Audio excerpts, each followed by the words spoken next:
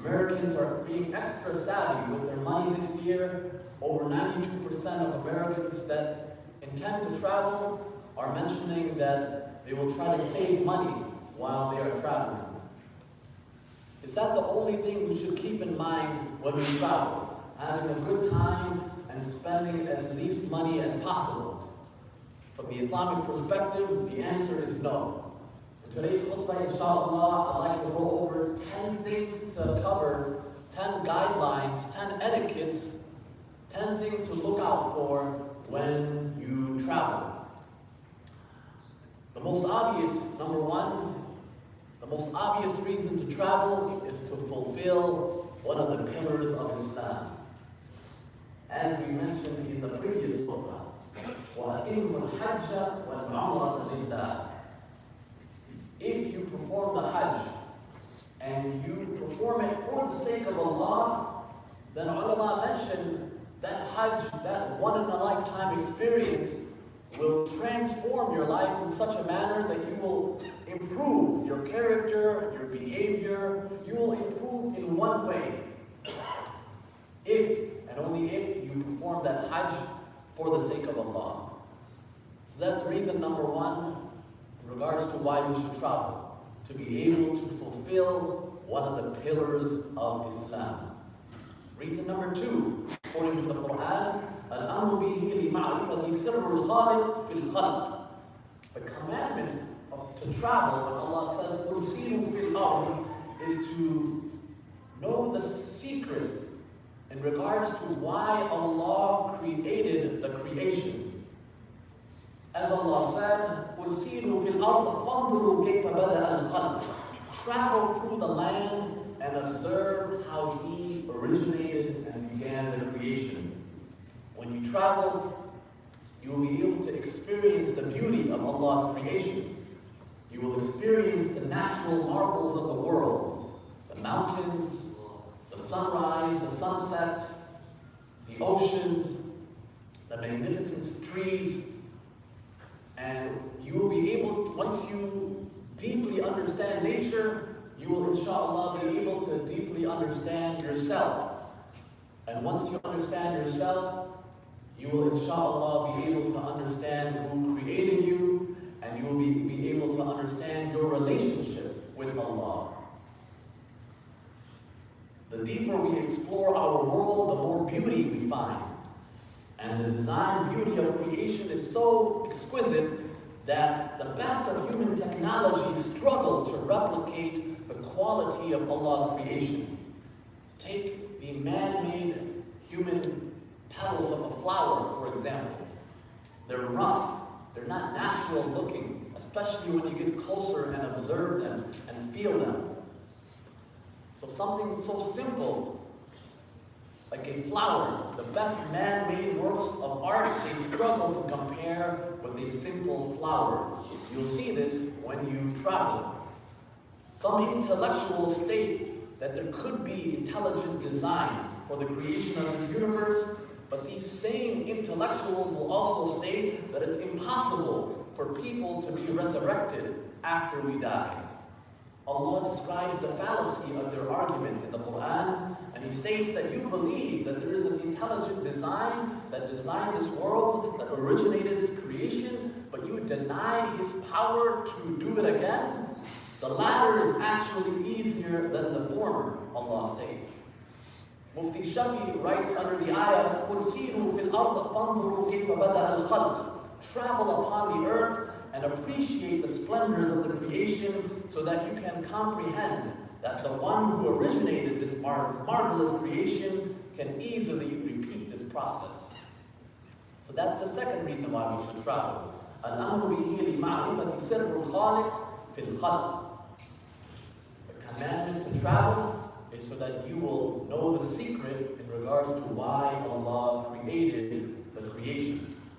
The third reason why you should travel, according to the Quran, السَّيْرُ الْمَطْلُوبُ تَأَمُّلٌ وَتَدَبُّرٌ وَبَصِيرَةٌ. When you travel and you have some quiet time, you'll be able to contemplate, and that will lead to basira, that will lead to insight. As Allah said, أَفَلَمْ يَسِيرُوا فِي الْأَرْضِ. Why don't the people of Makkah travel? فَتَكُونَ لَهُمْ قُلُوبٌ يَعْقِلُونَ بِهَا أَوْ آذَانٌ يَسْمَعُونَ بِهَا.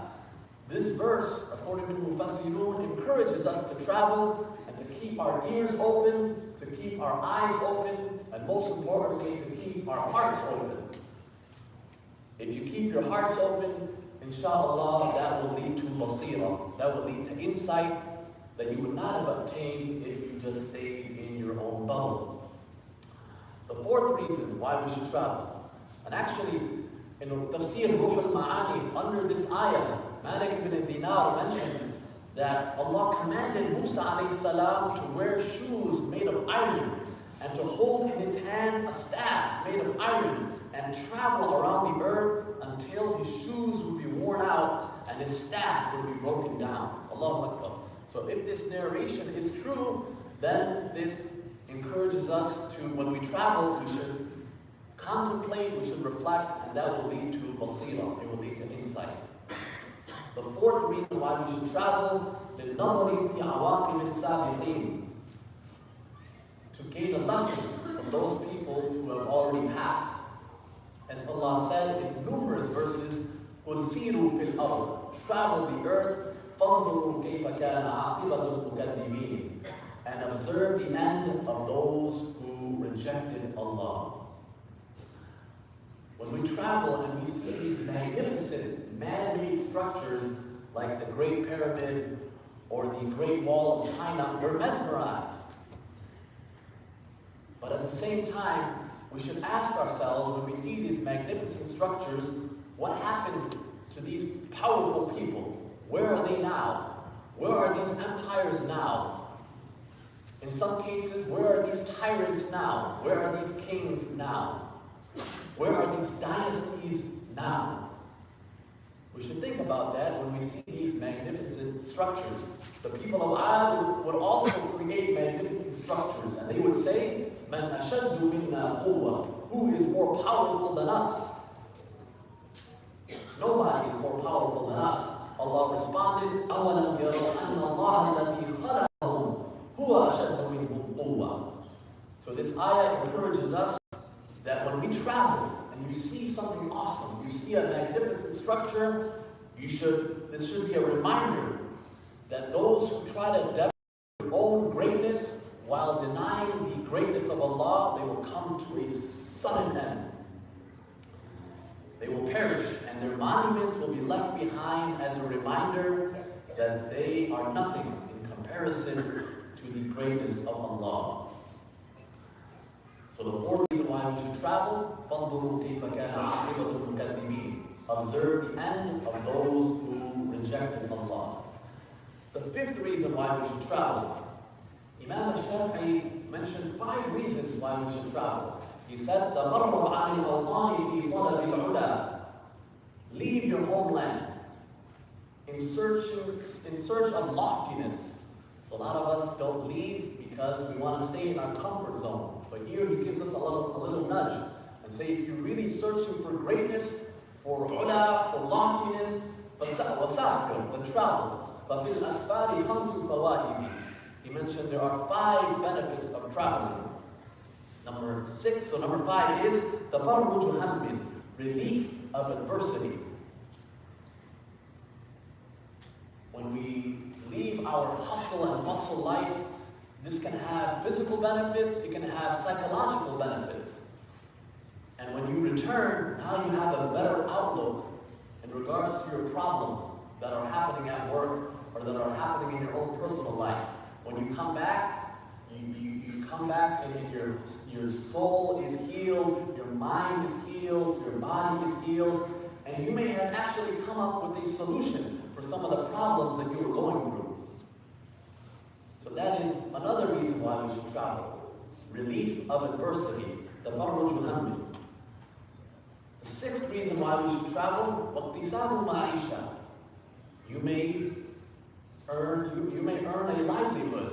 You may find your calling. When you travel, someone may be in need of your special skills, and that need was not being fulfilled in your homeland. So this is another reason why you should travel. وَاقْتِسَابُ مَعِيشَةٍ, to earn a livelihood, and you may find your calling.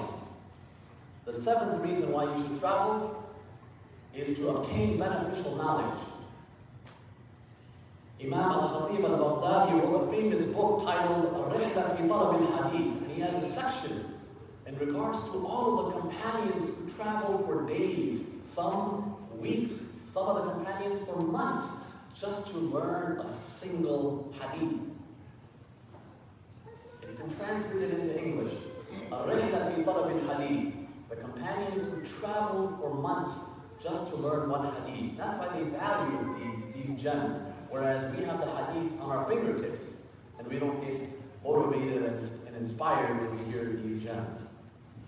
One of the tabi'in said in regards to the ayah, التائبون العابدون الحامدون السائحون. Some of the mufassirun mentioned as-sa'ihun here refers to those who fast, But there are others who mention that as-sa'ihun refers to those who fast and they travel at the same time. And there are other mufassirun who mention as-sa'ihun refers to those who leave their homeland in search of knowledge. Allah knows best. So my personal opinion is that if you are traveling and it's more than 5-6 days, how much time do you really need for leisure and for relaxation? Try to learn something beneficial, especially if it's more than a week. The 7th reason why you should travel is that you will learn beneficial knowledge. The 8th reason why you should travel, وَآدَابٌ, you will learn etiquettes. Sometimes if you just stay in one area your whole life, if you just stay in Libertyville, you'll think that this is the norm. If you see a behavior, you'll think that this is how it's supposed to be. Imam al-Shafi'i mentioned that it could be that a bad character trait has become so prevalent in a community because no one from that community has traveled. But when you do travel, you'll say to yourself, oh, this is not how it's supposed to be. Oh, there's a better way. So that's the 8th benefit of traveling. You will learn certain etiquettes that you would not have learned if you stayed in your own bubble. The 9th reason why you should travel was suhbatul majidin. You may earn a noble companion. I can't tell you the number of people who went on Hajj groups or Umrah groups with the community and they said they had found a buddy for life, a noble, righteous friend for life. And they still keep in touch with them even though they are both busy. And the 10th reason why you should travel, the Prophet ﷺ said that the dua of the one who travels will be accepted. Before you travel, you should make turah. According to the Prophet ﷺ, he encouraged us, the hadith in Muslim Bazzar, it is authentic. فَصَلِّ رَكَعَتَيْنِ, you should pray 2 rak'ah, and when you leave, inshallah, you will be protected from harm. And then he said, when you return back to your manzil, your home, فَصَلِّ رَكْعَتَيْنِ, you pray 2 rak'ah once again. And you will be protected from harm in your own community. And then once you leave the home, you close the door, you should say, Bismillah, in the name of Allah, tawakkaltu ala Allah. I put my total trust in Allah. وَلَا حَوْلَ وَلَا قُوَّةَ إِلَّا بِاللَّهِ. There is no power, there is no might except with Allah. The hadith states that you will be protected and no shayateen will be able to harm you. Then when you are actually traveling, whether it's by car, whether it's by plane, Abdullah ibn Umar narrates that when the Prophet ﷺ got on his camel, he would say Allahu Akbar 3 times. And then he would say, Subhanalladhi sakhkhara lana hada. All praise belongs to Allah, who made this means of transportation subservient to us. وَمَا كُنَّا لَهُ مُقْرِنِينَ. We were not capable of this means of transportation by our own selves. وَإِنَّا إِلَىٰ رَبِّنَا لَمُنْقَلِبُونَ. Our final destination is to our Lord. And then he would say that this dua can be found in Sahih Muslim. Allahumma inna nas'aluka fi safarina hadha al-birra wal-taqwa. Oh Allah, we ask for righteousness and God consciousness when we travel. Because it's very easy to forget about Allah when we travel. Like a lot of us, we want to forget about everything. But don't forget about Allah when you travel. So here, the Prophet asked for birr and taqwa. وَمِنَ الْعَمَلِ مَا تَرْضَى. Ya Allah, we ask for us to perform righteous actions that you are pleased with when we travel. Allahumma hawwin alayna safarana hada. Oh Allah, make this journey easy for us. One of the reasons why people don't travel is because of all of the planning. Not just the cost, but the planning. So here, we are encouraged to ask Allah to make the journey easy. Another reason why people don't travel is because of how long the distance is. The Prophet ﷺ encouraged us to say, وَطْوِ عَنَّا بُعْدًا. Ya Allah, make this long distance seem short for us. Allahumma anta sahibun fi safar. Oh Allah, you are our companion in this journey. وَالْخَلِيفَةُ فِي الْأَهْلِ. you are the one who will look after my family when I'm traveling. Allahumma inni a'udhu bika min wa'da'i safar. Oh Allah, I ask for protection from all the harms of traveling. وَكَآبَةِ الْمَنْظَرِ literally means to see something evil or frightening or depressing. So Ya Allah, it's basically asking, Ya Allah, protect us from being in the wrong place and at the wrong time. وَسُوءِ الْمُنْقَلَبِ فِي الْمَالِ وَالْأَهْلِ. Ya Allah, I seek your protection from any harm happening to my property and my family while I'm away. And then when he would return, he would say, آئبون, تائبون, عابدون, لربنا حامدون. Ya Allah, we have returned. We are in a state of repenting towards you. We're in a state of worshiping you. And we will always be in a state of praising you and thanking you. So those are 10 tips to keep in mind the next time you travel. May Allah make us amongst those who remember Allah when we travel. وآخر دعوانا الحمد لله رب العالمين.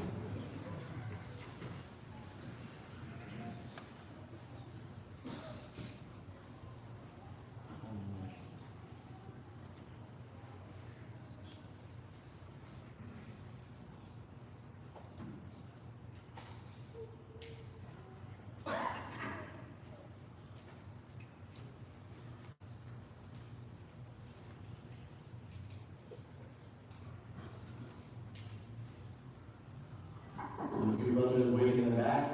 A few of us can just move a little forward so everyone can sit in the salah area that we really appreciate it.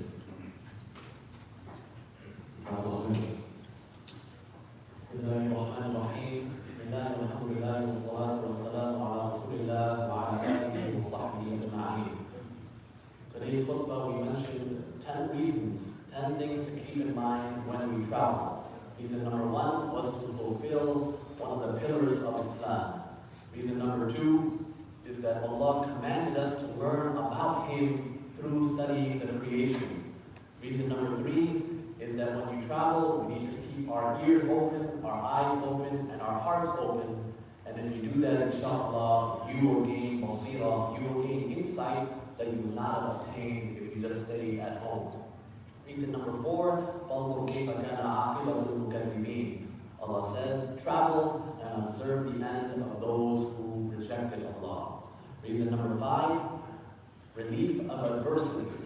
Reason number 6, وَاكْتِسَابُ مَعِيشَةٍ. You may find your calling. Reason number 7, you will obtain beneficial knowledge. Reason number 8, وَآدَابٌ. You will learn etiquettes that you would not have obtained if you just stayed in your own homeland. Reason number 9 is that you may gain a noble companion.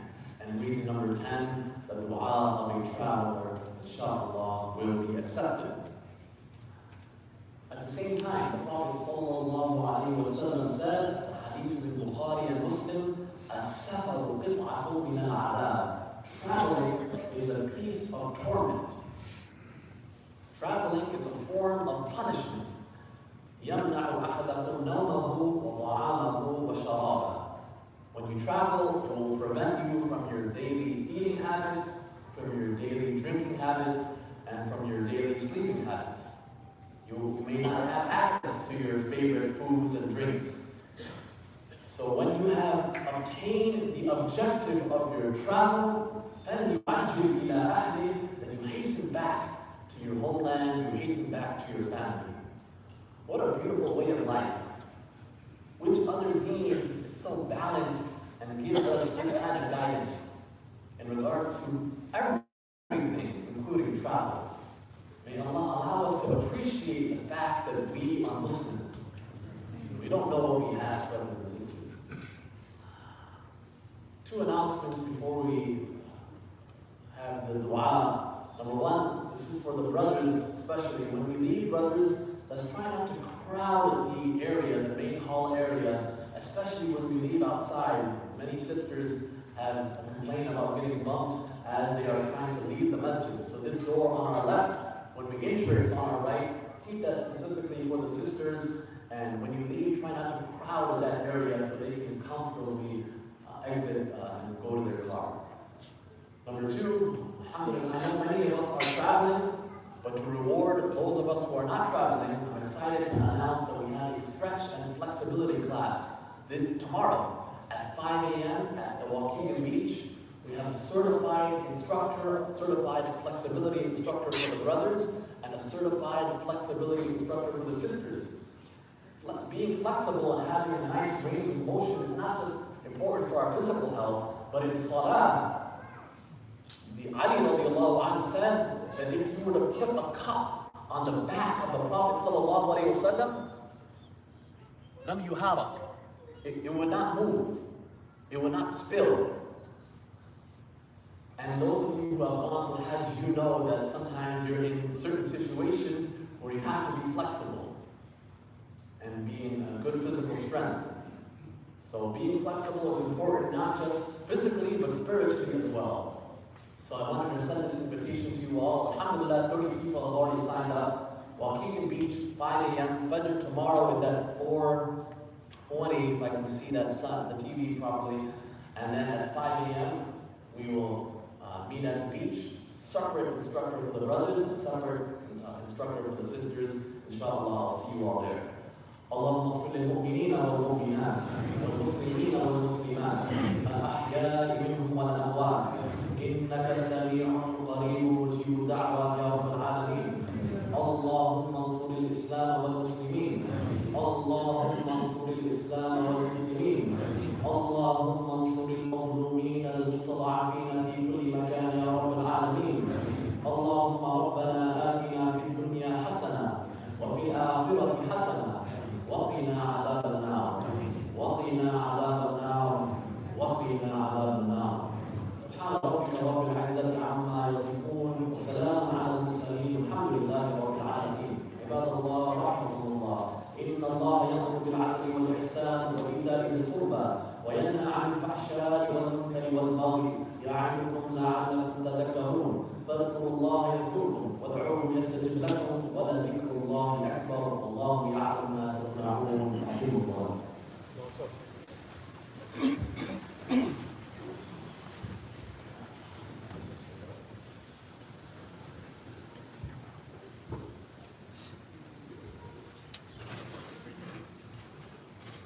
الله أكبر الله أكبر.